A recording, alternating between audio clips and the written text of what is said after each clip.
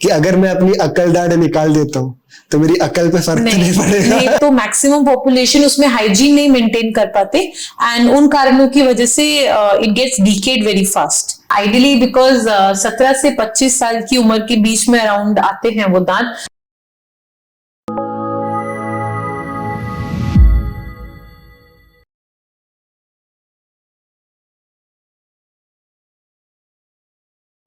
Hello everyone, मेरा नाम है निखिल राज और मेरे साथ है doctor Payal Garg from Gurgaon dental lounge.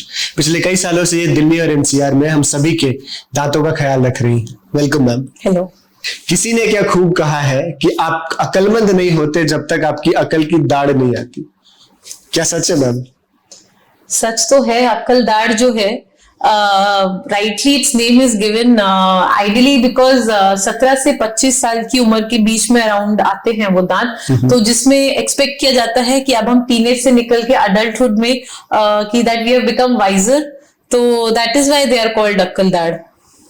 Great. तो ये अकल दाढ़ जो होती है, ऐसा होता है कि मतलब 17 से 25 साल की उम्र में आती है, और ऐसा मैंने सुना है, मुझे पता नहीं मेरी अभी तक अकल दाढ़ आई है कि नहीं आई है, वो भी आप ही को चेक करना पड़ेगा आई होप।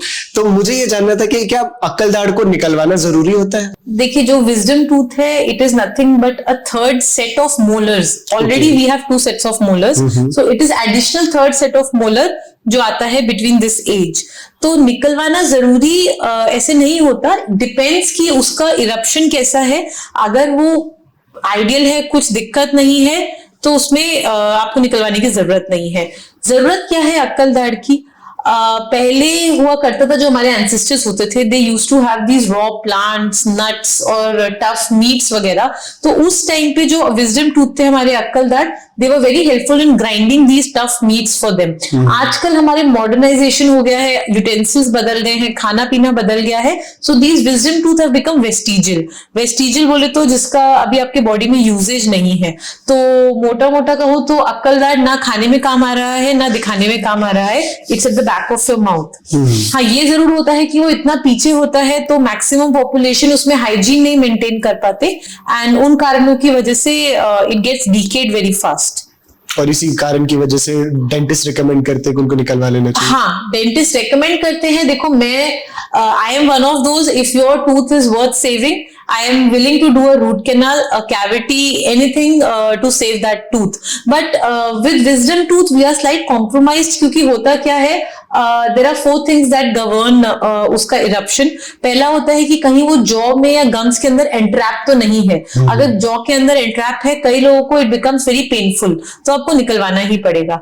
दूसरा है, अगर वो गलत एंगल पे आ रहा है। कई बार होता है जो स्ट्रेट दांत है आपका आगे वाला, उस पे वो टेढ़ा निकलता है विजडम टूथ और वो दूसरे दांत पे हिट करता है, तो that angle is wrong, again it needs to be taken out. तीसरा ये होता है कि कई बार your mouth is not big enough for it, मतलब आपके जॉज में स्पेस ही नहीं है for another third set of molars. ठीक है, तो उस केस में भी, एंड या फिर ऑलरेडी उसमें आपका कैविटी हो गया है, इन्फेक्शन हो गया है, लाइक आई टोल्ड, पीछे है, ब्रश नहीं करते हैं लोग, खाना फंस जाता है तो फंसा हुआ है, कोई साफ नहीं करता, रिंस नहीं करता, तो those things lead two cavity.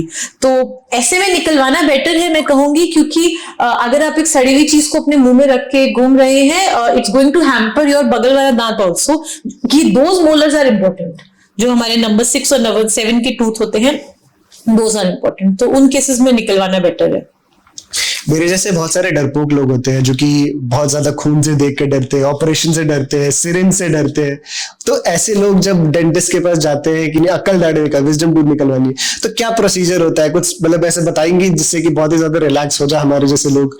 देखिए, जो प्रोसीजर है उसका एक्सट्रैक्शन का, it is done under anaesthesia, चाहे आपका लोकल हो, आईवी सेडेशन हो या जनरल एनेस्थीसिया हो, usually we do under local anaesthesia. तो minor half an hour to 45 minutes का प्रोसीजर है। हाँ, थोड़ा जॉ में एंट्रैप्ड है तो needs a minor surgery, but we have a very good team of doctors, oral maxillofacial surgeons होते हैं, they take proper protocol, proper precautions, तो ऐसे कोई डरने की बात नहीं है। Many of the patients have little और माइल्ड पेन, बट आपको आफ्टर द प्रोसीजर डिस्कम्फर्ट रह सकता है 3 से 4 दिन तक, but we give you a lot of guidance how to go through it. तो ऐसे कोई दिक्कत नहीं होती।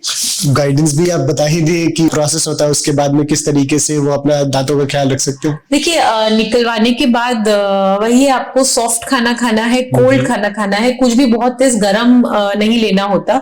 एंड वी डोंट रेकमेंड कि आप जोर जोर से कुल्ला करो या रिंसिंग करो। उसके ऊपर एक क्लॉट फॉर्म होता है, किसी भी घाव के ऊपर जैसे क्लॉट फॉर्म होता है, इफ यू रिंस या आप स्पिट ब्रश करते हुए बहुत विग्रसली करेंगे, so that can cause more damage. ठीक है, बाकी आप कुछ भी ले रहे हैं तो अपना ठंडा करके ले, बहुत तेज गरम नहीं लेना, सब कुछ रूम टेम्परेचर पे करके लीजिए। And in some cases if the patient has more pain वगैरह, तो हम उसमें एंटीबायोटिक्स वगैरह देते हैं, पेन किलर्स रेकमेंड कर देते हैं, लाइक अ 3 डे और a 5 day course, so that takes care of the healing too. बाकी यही है, स्मोकिंग नहीं करना। कई लोग होते हैं जो दांत निकलवा के गए हैं and then they keep smoking और टेकिंग टोबैको, तो अगेन एक फॉर्मेशन ऑफ ड्राई सॉकेट हो जाता है, वो हील घाव कभी भर ही नहीं पाता है, तो दैट इज वन फैक्टर। तो स्मोकिंग नहीं करना है, ज्यादा तेज गरम कंज्यूम कुछ नहीं करना है, कुछ हार्ड चीजें कंज्यूम नहीं करनी फॉर 2-3 दिन तक। 2-3 दिन बाद से आप गुनगुने पानी में नमक डाल के रिंस वगैरह करिए, use good antiseptic mouth wash वगैरह, तो इट फैसिलिटेट्स हीलिंग, ऐसे कोई दिक्कत नहीं है। आपने सॉफ्ट फूड के बारे में बताया, तो किस तरीके का सॉफ्ट फूड, एज़ इन चावल या फिर देखिए आइडियली हम निकलवाने के बाद when we place a gauze inside for the biting pressure for the patient, हम बोलते हैं ये 20-30 मिनट बाद निकालकर कुछ ठंडा खा लीजिए, तो आइडियल रहेगा आइसक्रीम खा लो।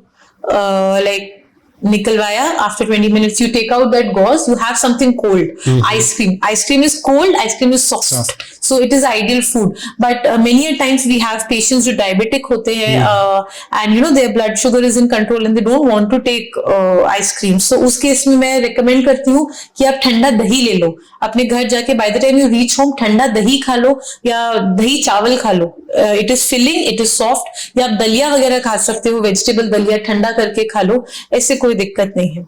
च्यू आप कर सकते हो, ऐसा नहीं बोलूंगी, बट दूसरी साइड से कर सकते हो उधर थोड़ा, क्योंकि ऑब्वियसली बॉडी में काम हुआ है, इट डजंट नो अच्छे के लिए हुआ है या बुरे के लिए हुआ है, तो बॉडी विल रिएक्ट, तो थोड़ा सा 2-3 दिन का प्रिकॉशन है, बट निकलवाना बेटर है। किस किस केसेस में ऐसा, ये मतलब फॉर एग्जांपल जैसे आपने बताया कि जो डायबिटिक पेशेंट्स होते हैं उनको वो नहीं प्रेफर करते हैं कि आइसक्रीम वगैरह ले, क्या डायबिटिक पेशेंट्स हो गए या फिर जो दूसरे बीपी के पेशेंट्स हो गए उनको किसी भी तरीके की प्रॉब्लम हो सकती है? अगर डेफिनेटली हो सकती है। Actually I would like to tell कि नॉट ओनली फॉर एक्सट्रैक्शन, कोई भी हम डेंटल प्रोसीजर करते हैं, एनीथिंग जिसमें मैं एनेस्थीसिया यूज कर रही हूँ, मैं पेशेंट को लोकल एनेस्थीसिया दे रही हूँ, first we check their blood sugar and their blood pressure, तो वो फिजिशियन कंसेंट भी लाते हैं। बहुत होते हैं जो कई पेशेंट्स होते हैं जो ब्लड थिनर्स पे होते हैं, मेनी हार्ट पेशेंट्स जो आपको सुना होगा आपने डिस्प्रिन इकोस्प्रिन लेते हैं रात को, वो ब्लड थिनर्स पे होते हैं, तो ऐसे केसेस में क्या होता है, उनका ब्लीडिंग नहीं रुकता है, बिकॉज उनका खून पतला मेडिकली कर रहे हैं वो एवरी डे।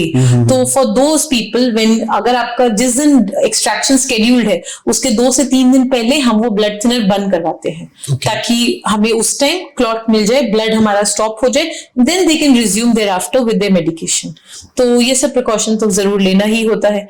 कई पेशेंट्स को ब्लीडिंग डिसऑर्डर्स होता है, तो ब्लीडिंग अनीमिया, हीमोफीलिया, इन केसेस में जो ब्लीडिंग डिसऑर्डर्स होता है तो वो भी हम चेक करते हैं, bleeding and clotting. Thank you so much ma'am, it was great interacting with you. हमारे व्यूअर्स को आप कुछ बताना चाहेंगे अबाउट विजडम टूथ और एनीथिंग? मैं यही कहना चाहूंगी कि विजडम टूथ जो बोलते हैं, it is a parameter of your wisdom, तो मेरे ख्याल से वाइज डिसीजन यही होगा कि समय रहते अपने डेंटिस्ट को दिखाइए आपका wisdom tooth, let them evaluate, if it can be saved nothing better than that, लेकिन अगर वो इफ एनी वे कॉम्प्रोमाइज्ड है, हार्मिंग द एडजेसेंट टूथ, तो प्लीज गेट इट चेक्ड। एक और सवाल था मेरा, जनता अगर बुरा ना माने तो मैं पूछना चाहूंगा कि अगर मैं अपनी अकल दाढ़ निकाल देता हूँ तो मेरी अकल पे फर्क नहीं पड़ेगा? नहीं पड़ेगा, आपकी अकल पे कोई फर्क नहीं पड़ेगा, एज की वजह से उसका वो नाम है, बाकी सब यहीं पे है, नथिंग हियर। सुन के बहुत सुकून मिल रहा है मुझे। Thank you so much.